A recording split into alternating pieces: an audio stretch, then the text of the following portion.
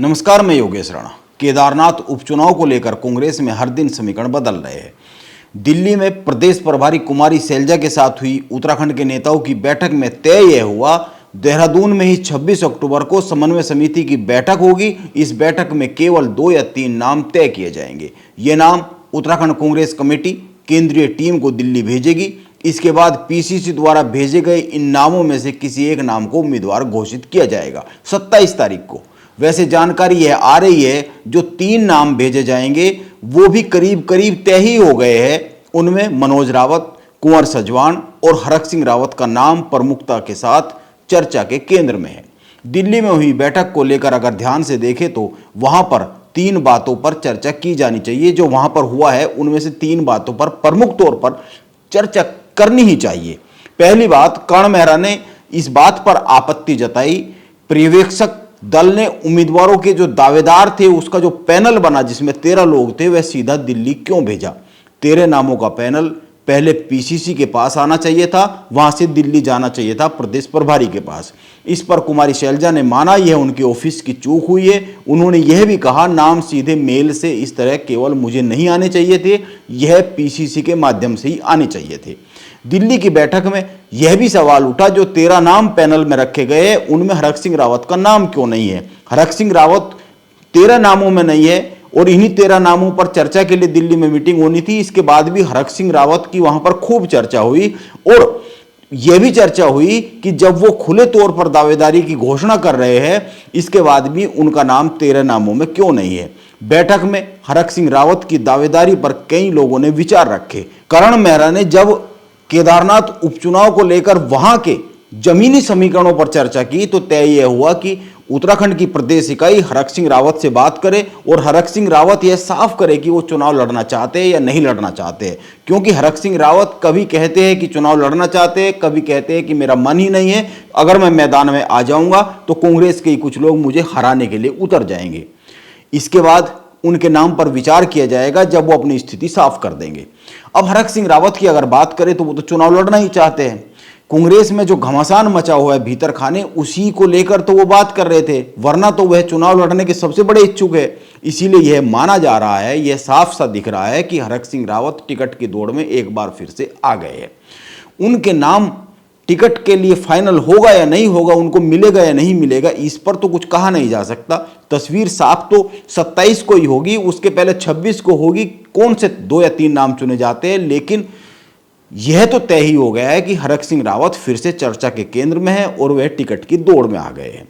दिल्ली की बैठक से एक बात और साफ हुई, कांग्रेस के प्रदेश अध्यक्ष कर्ण मेहरा को गणेश गोदियाल और हरीश रावत खेमा पूरी तरीके से नजरअंदाज अभी कर नहीं सकता इतनी सहजता के साथ, क्योंकि दिल्ली से साफ साफ संदेश यह मिला, संकेत यह मिला कि चुनाव मिलकर लड़ना है, गुटबाजी दिखनी नहीं चाहिए।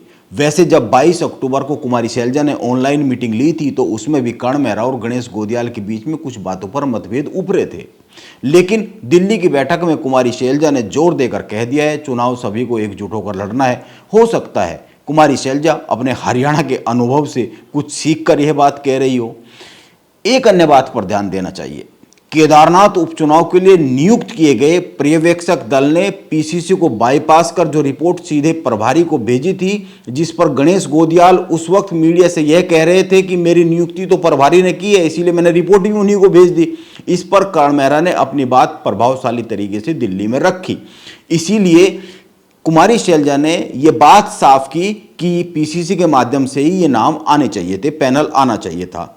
इस बार उन्होंने मीडिया को बहुत अधिक बयान नहीं दिए। अगर आप ध्यान देंगे तो कर्ण मेहरा के चेहरे से यह साफ साफ झलक रहा था कि वह दुखी है, परेशान है और नाराज है। बातचीत तक बंद रही कई सारे नेताओं में, टॉप की लीडरशिप में, लेकिन कर्ण मेहरा ने मीडिया में बहुत ज़्यादा खुलकर इस पर चर्चा नहीं की, कोई ऐसा बयान नहीं दिया जिससे ये लगे कि अंदरूनी तौर पर घमासान मचा हुआ है। कर्ण मेहरा की राजनीति के ये अच्छे संकेत है, वरना तो आप याद कीजिए जब केदारनाथ तक पैदल यात्रा हुई, जो दूसरा चरण केदारनाथ पैदल यात्रा का हुआ, उसके बाद कर्ण मेहरा ने जिस तरीके से सोशल मीडिया पर और कई सारे यूट्यूब चैनल्स को इंटरव्यू दिए थे और कई सारी बातें बहुत खुलेआम कही थी, उस वक्त को देख ले, या फिर जब लोकसभा के चुनाव हुए थे और उसमें 5 सीटें हार गए, 5 सीटें हारने के बाद कर्ण मेहरा ने बहुत एग्रेसिव होकर बहुत सारे बयान दिए थे कि सीनियर्स नेता की जो गतिविधि रही है, उनका जो रवैया रहा है, वो भी हार के कारणों में से एक बड़ा कारण रहा है। बहुत सारी बातें वो खुलकर एकदम एग्रेसिव होकर कह देते हैं। इस बार उन्होंने ऐसा कुछ कहा नहीं। यह कर्ण मेहरा की राजनीति के लिए एक अच्छा संकेत हो सकता है।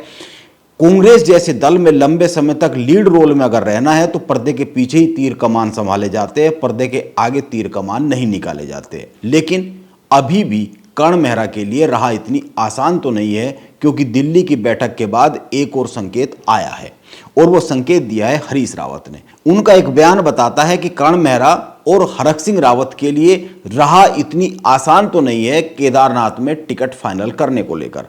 जो व्यक्ति केदारनाथ जी के आदर सम्मान उसके लायक है, कांग्रेस उसी व्यक्ति को चुनेगी और वही मेरा पसंदीदा है। हरीश रावत ने एक बार फिर से बहुत ही जोर देकर कहा है, जो व्यक्ति केदारनाथ जी के आदर सम्मान के लायक है, कांग्रेस उसी को चुनेगी और मेरी पसंद भी वो ही होगा।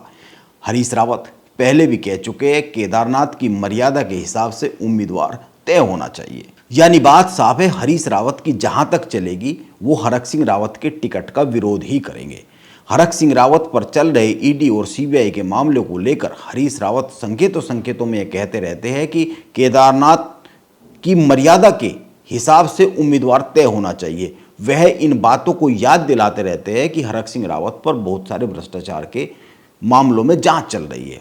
खैर, बात 19 सदस्यीय समिति के पास आ गई है। इस समिति में कर्ण मेहरा और हरीश रावत के अपने बहुत से लोग हैं। जैसा कि मैंने कहा, कर्ण मेहरा इसके अध्यक्ष है। इसके अलावा यशपाल आर्य, हरीश रावत, प्रीतम सिंह, गणेश गोदियाल, खुद हरक सिंह रावत, भुवन कापड़ी, तिलकराज बेहड़, हीरा सिंह बिष्ट, गोविंद सिंह कुंजवाल, नवप्रभात, विधायक ममता राकेश, काजी निजामुद्दीन, विक्रम सिंह नेगी, प्रदेश उपाध्यक्ष कांग्रेस के मथुरा दत्त जोशी, लोकसभा चुनाव में कांग्रेस के हारे हुए 5 नेता इस समिति में आते हैं। इसके अलावा और भी कई सारे लोग इस समिति में हैं।